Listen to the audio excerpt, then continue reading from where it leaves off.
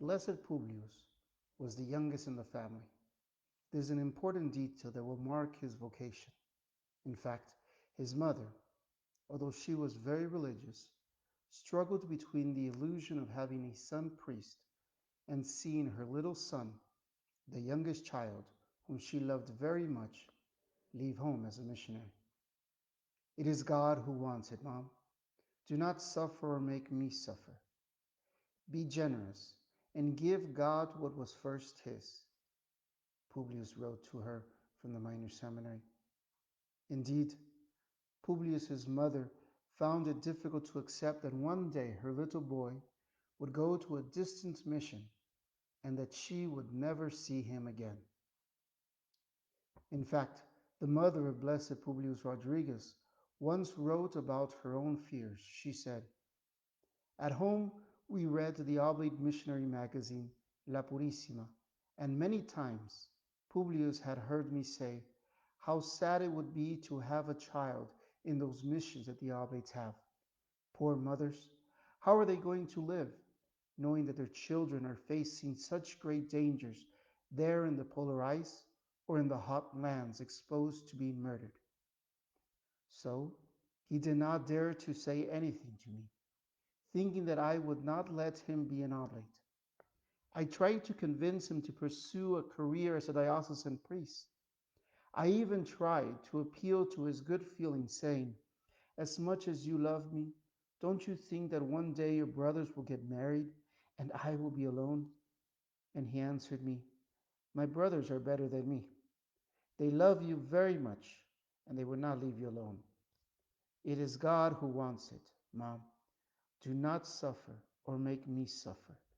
Be generous and joyously give God what is his more than yours."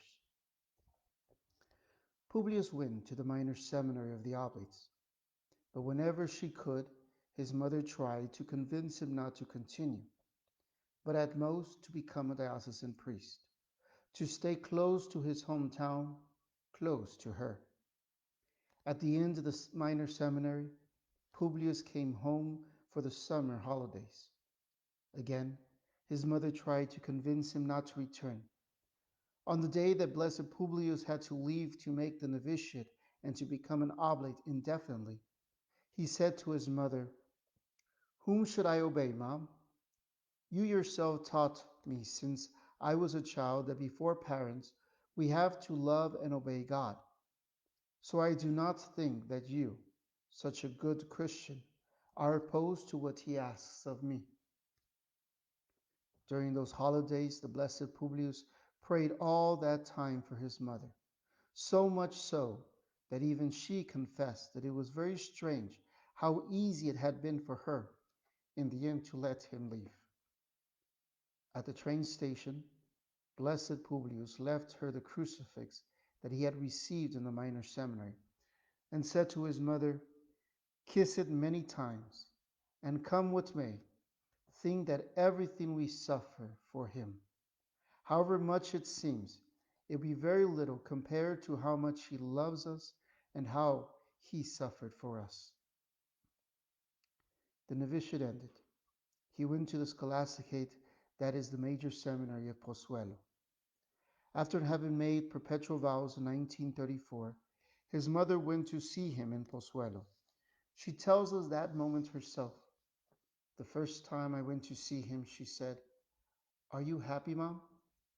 Aren't you happy to have a son dedicated to winning souls for God?" And I also was happy, especially for seeing him so happy. He said to me, "Now I am sure I have achieved my desire. Whatever happens, I will be an oblate of my mother, Mary Immaculate." His mother continues narrating. The year 1936 arrived, and on July 18, we spent 3 hours with him.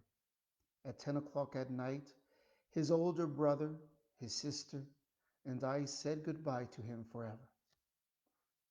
Indeed, that same day, a brutal religious persecution began in Spain. 4 days later, the Oblate convent was stormed. Publius had to flee and hide.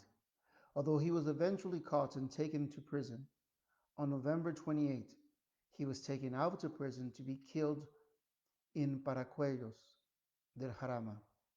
Speaking of the fact of his martyrdom, his mother wrote, I had offered him to God with all my heart, and he accepted him.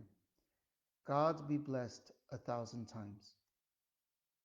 In 1939, when the Spanish Civil War and religious persecution in Spain ended, his mother went to Madrid to see the site where her son had been imprisoned and tortured.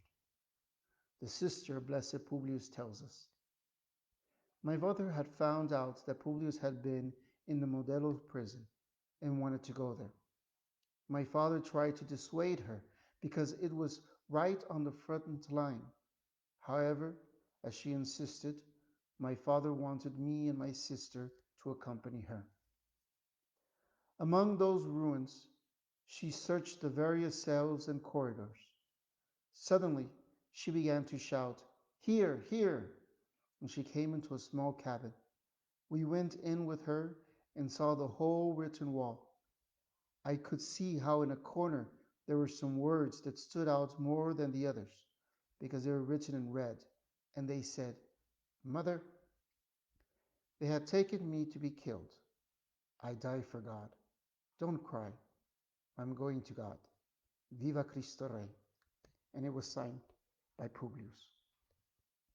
She knelt down, kissed the wall, and with a kind of razor cut a piece of the wall where the inscription was.